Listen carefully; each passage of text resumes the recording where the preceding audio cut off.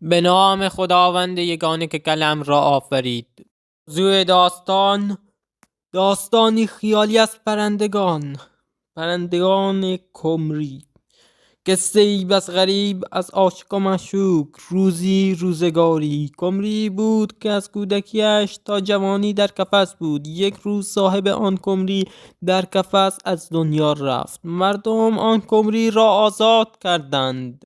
روز که کمری پربسته به پرواز در آمد و به آغوش پرندگان و دستی خود رفت. این فصل دیدار است، فصل مهر و وفا، فصل آن است که کمری ها برای ابدی کردن زندگی خود باید دیگر جفت شوند. روزی که کمری جوان به دسته آمد و سلام خود را بر گل بوته ها داد، کمری ها دیگر به او سلام می کردند و سکوتی سنگین دست را فرا گرفت. همه به او اشاره می کردند و می گفتند چقدر از راز زندگی غافل است و دنبال پاداش نیست. کمری جوان که رسم زندگی را نمی دانست از آنجا برخاست و بر لب جوی نشست. دگر بار دستی از پرندگان غریبی پرواز کنند به آنجا آمدند.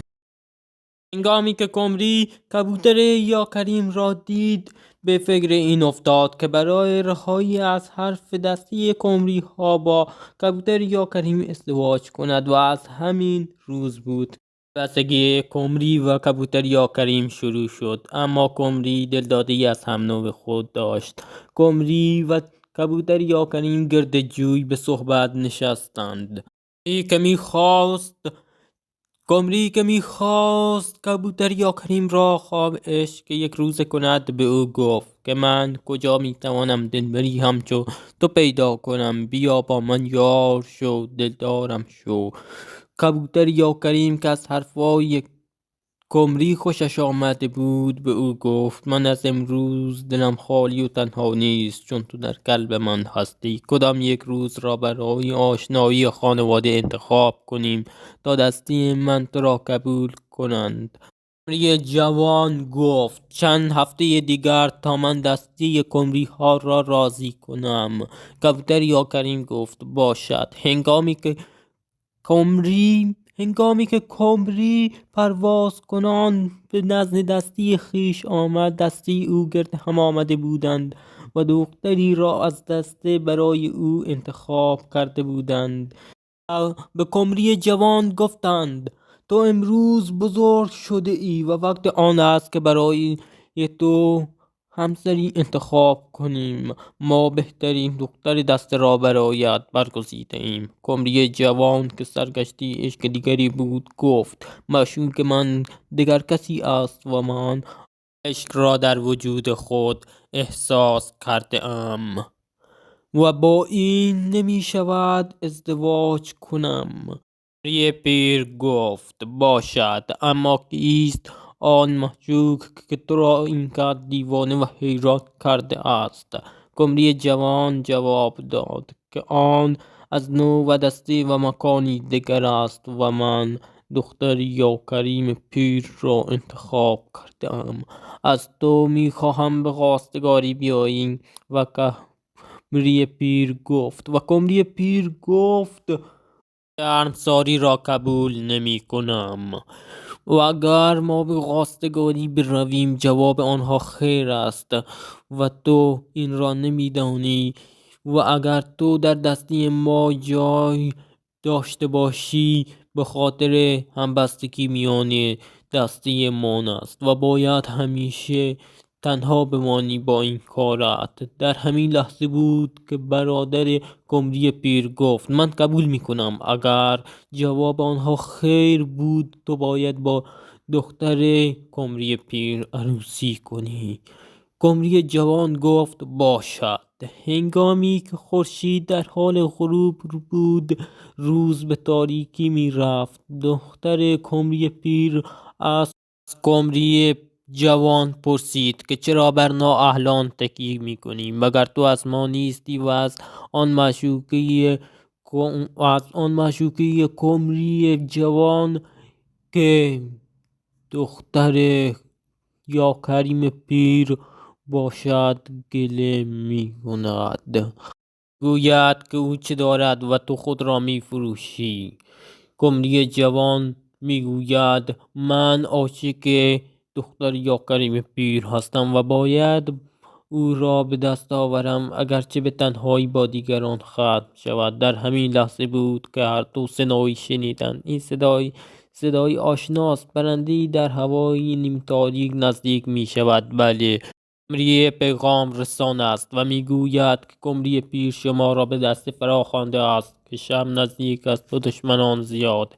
هنگام بازگشت هر دو به دست قمری دختر پیر به قمری پسر میگوید که احساس من را به خود فراموش نکن. صبح روز بعد که دختر یاکریم پیر از ماجرای عشق قمری ها با خبر شده بود، به دسته قمری ها نزدیک شد و از قمری پیغام رسان خواهش میکند که به دختر قمری پیر بگوید که به بالای تپه بیاید که با او حرف دارد. هنگامی که آنها هر دو را در بالای تپه ملاقات کردند، دختر یاکریم پیر به دختر قمری پیر میگوید که من عاشق قمری جوان شده ام و اگر به او نرسم زندگی برایم سخت می شود. دختر قمری پیر در جواب میگوید که تو زندگی من را به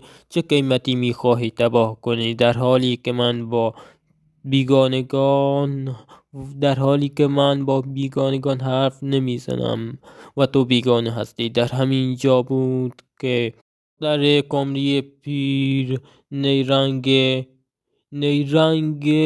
دختر یاکریم پیر را فهمید و به او گفت همانطور که خودت هم میدانی هیچ قمری در گرمای بیابان نمیتواند دوام بیاورد و به او میگوید که تو قصد نابودی قمری ها و دستی ما را داری. تو چه میدانی که عشق چیست؟ قمری میشوی؟ تو بیگانه هستی. در همین لحظه بود که این شعر را میخواند: کبوتر با کبوتر، باز با یکدیگر کنند پرواز. دختر قمری پیر قبل از آمدن خود به بالای تپه به عقاب پیغام رسانده بود که امروز دختر یاکریم پیر تنها در بالای تپه می آید و اگر تو او را بکشی برادرت را که در زندان پرندگان هست آزاد خواهم کرد. هنگامی که قمری دختر پیر میخواست از آنجا برود، دختر یاکریم پیر به او گفت در عالم عاشقی جا و مکان نیست. عشق را همگان دانند جز نااهلان. و بار دیگر از او خواهش کرد که به پدرش بگوید قمری پیر را راضی کند که با قمری جوان به خواستگاری دسته یاکریم ها بروند و به حرف او فکر کند و از آنجا رفت. دختر یاکریم پیر آنجا تنها بود. عقاب از پشت صخره‌ها آماده حمله به یاکریم بود. تنها آنجا فقط دختر یاکریم بود. آن صدای چیست؟ عقاب تا چشم بر هم زد پرنده‌ای را دید که به سرعت نزدیک می شود. بله، آن قمری جوان است که او را می خواهد نجات دهد. قمری جوان خواست یاکریم را نجات دهد. عقاب تا او را دید زود پرواز کرد. در آن معرکه که فهمید نیرنگ او جواب نمیدهد پا به فرار گذاشت. قمری جوان دختر یاکریم پیر را نجات داد. در آن لحظه یاکریم پیر فرار کرده بود و به دستی خود رسیده بود. اما چه کسی قمری جوان را از نقشه عکاب باخبر کرده بود. بله، آن دختر قمری پیر بود که میخواست عشق دختر یا کریم پیر و قمری جوان را امتحان کند که آیا قمری جوان حاضر است برای دختر یا کریم پیر جان خود را به خطر بیندازد یا نه. دختر قمری پیر فکر کرد که قمری جوان واقعا عاشق شده است و پدرش گفت که آن دو عاشق هم اند و اگر قمری جوان به مراد خود نرسد من تمام عمر خود را ناامید و غمگین میمانم. قمری پیر قبول کرد که به خواستگاری دختر یا کریم پیر به دستی آنها برود. در همین لحظه بود که چشم قمری جوان به دختر قمری پیر افتاد. او در گوشه تنها نشسته بود. قمری جوان به او نزدیک شد و گفت چرا غمگین هستی؟ اگر تو این گونه غمگین باشی زندگی من پر از بلا خواهد بود و غمگینم خواهی کرد. دیگر برای من سودی ندارد این همه خوشی. دختر قمری پیر با شنیدن این حرف به او گفت که من با خوشحالی و خوشی حاضر می شوم که تو به خواستگاری بروی و راضی هستم، پس خوشحال شو تا خوشحال شوم. دخترک اینها را می گفت در حالی که در دریای غم غرق بود. قمری جوان از او خداحافظی کرد و به همراه دسته به خواستگاری رفت. هنگامی که از دشت و بوته ها گذشتند و به دستی یا کریم ها رسیدند، سردستی آنها یعنی یا کریم پیر قمری پیر را دید و با هم احوال پرسی کردند و روی شاخه نشستند. قمری پیر اول از همه لب به سخن گشود و به یا کریم پیر گفت تو مثل من هم از عشق دخترت و قمری جوان با خبر هستی. امروز به خواستگاری این دو پرنده عاشق آمده ایم. جواب شما چیست؟ یا کریم پیر گفت قمری جوان نمیتواند با دستی ما هم دست شود و سختی های دارد. او نمیتواند این سختی ها را تحمل کند. همانا ما صحرا را گذر میکنیم.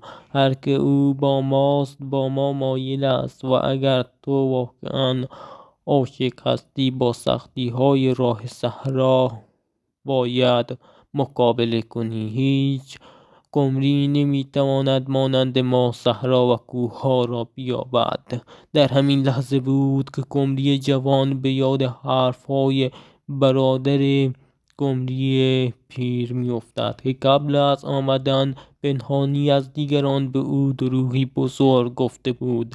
قمری جوان باور کرده بود. برادر قمری پیر به او گفته بود که یا کریم پیر نمیخواهد تو با دخترش ازدواج کنی و قمری پیر هم دست اوست. خواستگاری شاید به تو دروغ بگویند که عضو شدن در دستی یا کریم ها سخت و سختی های خیلی زیادی دارد و به حرفای آنها گوش نکن. با حرفای برادر قمری پیر قمری جوان عاشقی خام شده بود و در جواب یا کریم پیر گفت من به عشق خود برسم هیچ دردی به من اثر نخواهد داشت و گرمای آفتاب صحرا در مقابل عشق من هیچ نیست. یا کریم پیر قبول کرد و گفت هرچی دست من بگوید. دستی یا کریم ها بار دیگر قمری جوان گفتند تو صحرا را نمیدانی، در صحرا تشنه میشوی، تو مثل ما نیستی، ما خود را به شوری زمین به صخره‌ها و به علفها و آب بدن خود میزنیم، یعنی همان عراقیمان و تشنه نمیشویم. قمری جوان گفت من اگر تشنه شوم تشنه عشق هستم. و دیگر بست دستی یا کریم ها قمری جوان را پذیرفتند. قمری جوان هم یا کریم ها هم دستی یا کریم ها شده بود و با آنها پرواز میکرد. چند روز که گذشت و وقت آن شد که دستی یا کریم ها پرواز کند و به آسمان صحرا بروند و به کوه ها و به آنجا دیگر سفر کنند و اینجا را تنها بگذارند. دختر یا کریم پیر از قمری جوان پرسید که آیا تو می آیی و آیا سختی صحرا را می توانی تحمل کنی؟ او در جواب می گوید در آن سوی بحر آتش اگر خوانیم به لطف رفتنم به روی آتش خوشتر از آب خواهد بود. قمری جوان به فکر افتاد که صحرا راه یک روز است، اما او سخت در اشتباه بود. همان گونه که صحرا راه یک روز نیست، عاشقی هم راه یک روز نیست. قمری جوان و مغرور که به فکر هوسات دنیا بود با دسته یا کریم ها پرواز کرد تا به کوه ها برود. پرواز کردند و از آنجا رفتند. هنگامی که راه را می پیماییدند روز به نیمه ها رسیده بود. نقش قمری جوان دیگر معلوم بود. نفسهای آن بریده بود. زمین سوزناک صحرا او را می طلبید. یا کریم ها زود دور هم جمع شدند و قمری جوان به زمین افتاد. که از یا کریم ها به دیگری می گفتند که تقصیر تو است و او را در دست قبول کرده ای و به دست ما آورده ای. و دیگری هم به آن یکی می گفت به حد از هر زمان که یا کریم ها گرد هم آمده بودند دیدند قمری جوان مرده است. این حرف آنها بود تقصیر تو است، تقصیر من نیست. تو انجام داده این کار خطا را و تقصیر من نیست. به یکدیگر می گفتند این حرف ها را. خبر مردن قمری جوان به دسته قمری ها رسید. قمری جوان مرده است. دختر قمری پیر از غم او هر روز تا پایان عمرش او را صدا می کرد کجاست کجاست و او عادت داشت که او را صدا بزند کو کو کو کو کو. قمری جوان دیگر مرده بود و این بود عاقبت هوس‌هات. یا کریم ها یکدیگر را مقصر می دانستند و دیگر کاری از آنها و مقصر دانستن یکدیگر بر نمی آمد و به کوه ها پناه بردند و کار یا کریم ها پناه بردن به کوه ها بود و تقصیر یکدیگر را انداختند و کار قمری ها فقط کو کو کو کو بود و صدای کردن قمری جوان. این داستان خیالی است و هیچ ابهام گرفته یا تأثیر پذیرفته از هیچ داستانی نیست.